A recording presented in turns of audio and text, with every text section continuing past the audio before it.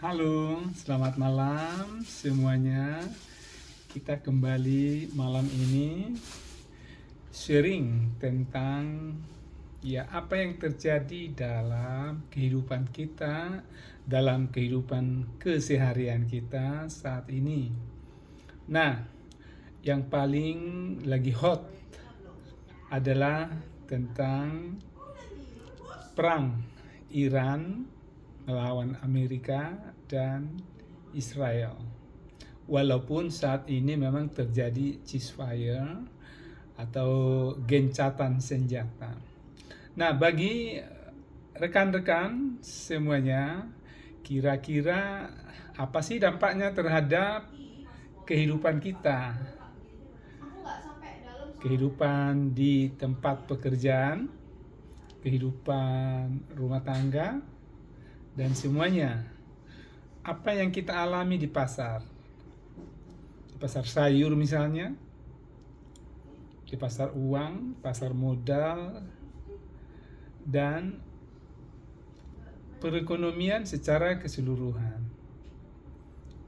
Tidak disangka-sangka kita sekarang berada dalam kondisi penuh ketidakpastian. Kita tidak tahu apa yang terjadi sebulan, 2 bulan yang akan datang. Tetapi saya hadir di sini hanya untuk membagi pengalaman agar kita tetap memegang rasa percaya diri. Dan tentunya kita mohon agar situasi ini cepat selesai. Mereka-mereka yang terlibat dalam kondisi ini, peperangan, bisa mengambil jalan terbaik yang bermanfaat bagi banyak orang. Kita tahu bahwa dalam beberapa hari ke depan akan terjadi pertemuan antara pemimpin-pemimpin dari Iran dan Amerika yang difasilitasi oleh Perdana Menteri Pakistan. Tentu kita menaruh harapan tinggi terhadap masalah ini agar kita bisa segera kembali beraktivitas di tengah keseharian kita. Ada kepastian harga-harga, ada kepastian tentang dunia kerja, ada kepastian tentang dunia usaha, dan kepastian bagi pengusaha untuk menjalankan perusahaannya masing-masing. Kita saat ini tahu bahwa Selat Hormuz sedang dalam ada yang satu pihak mengklaim menguasai, yang lain bilang menguasai juga, tetapi dalam kenyataannya banyak kapal-kapal yang dari Timur Tengah mengangkut bahan bakar mentah, minyak bumi, yang memang sangat diperlukan bagi perekonomian sejagat raya.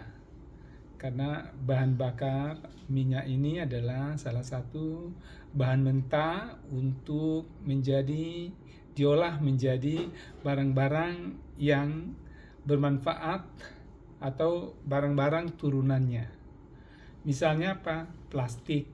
Ini adalah yang mengalami ini sekarang bukan cuma perusahaan-perusahaan yang menggunakan plastik dan turunannya, tapi juga para pedagang-pedagang kecil, pedagang murahan, pedagang rendahan, pedagang kaki lima, dan lain sebagainya yang menggunakan wadah plastik sebagai wadah untuk membungkus berbagai macam barang yang dikemas dengan plastik.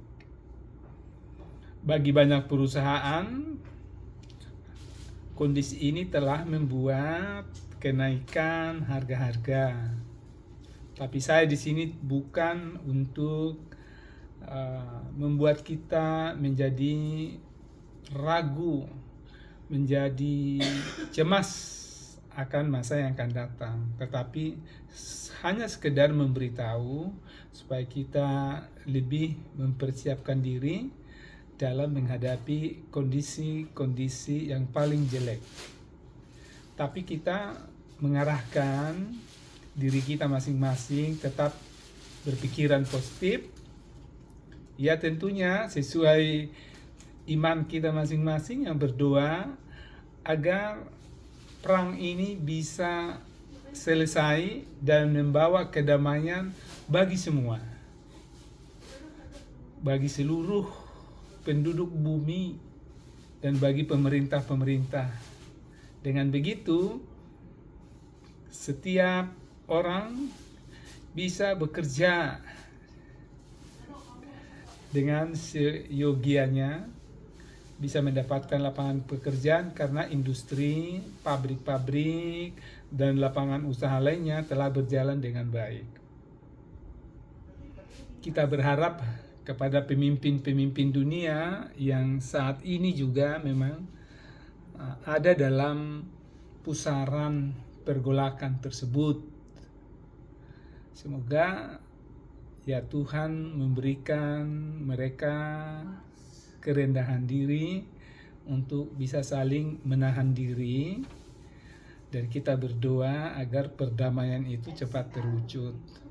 Ketika perdamaian ada, maka kepercayaan para penanam modal investor ya misalnya ke Indonesia menjadi naik. Mereka bisa datang ke sini untuk menanamkan modal, berinvestasi di Indonesia sehingga ada pertumbuhan ekonomi, ada zona-zona industri yang mempekerjakan banyak karyawan atau penduduk setempat sehingga mereka bisa memperoleh rezeki masing-masing. Harapannya seperti itu. Tapi kalau ini berlangsungnya itu dalam jangka waktu yang tidak menentu, tentu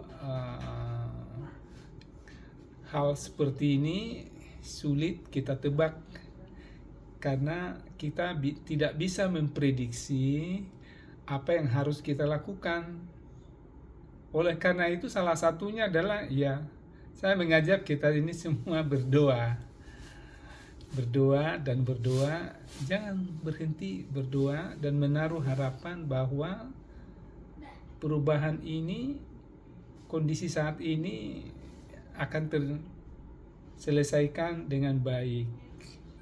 Tentunya dengan upaya kita masing-masing. Semua kita harus terlibat mendoakan negara kita Indonesia agar juga pemerintah bisa mengambil jalan terbaik yang tidak memberatkan kehidupan rakyatnya. Karena di sana sini dengan naiknya harga bahan bakar minyak itu membuat nilai uang menjadi murah. Tidak ada lagi nilai uang ya karena harga-harga naik. Harga-harga naik tentu membuat kehidupan rumah tangga, kehidupan buruh, bahkan kehidupan masyarakat kelas menengah bisa bergeser menjadi kelas bawah. Ya, kita telah melihat gejala-gejala ini yang kita sebutkan gejala ekonomi yang menuju ketidakpastian karena harga-harga bahan baku dan bahan turunannya atau barang jadi pun mengalami kenaikan. Tapi semoga pemerintah kita Republik Indonesia bisa mengambil kebijakan yang proporsional, tentu tidak memberatkan kehidupan rakyat Indonesia. Oke, rekan-rekan, itu saja sharing kita malam ini. Semoga kita bisa bertemu kembali, dan apabila saudara rekan-rekan menilai bahwa sharing ini bermanfaat, silakan like subscribe, dan bagikan kepada rekan-rekan, ya, teman-teman dalam grup-grup WhatsApp, Telegram, atau grup-grup yang lainnya. Demikian, sampai jumpa. Tuhan memberkati kita semua. Assalamualaikum warahmatullahi wabarakatuh. Shalom, salve, rahayu, rahayu.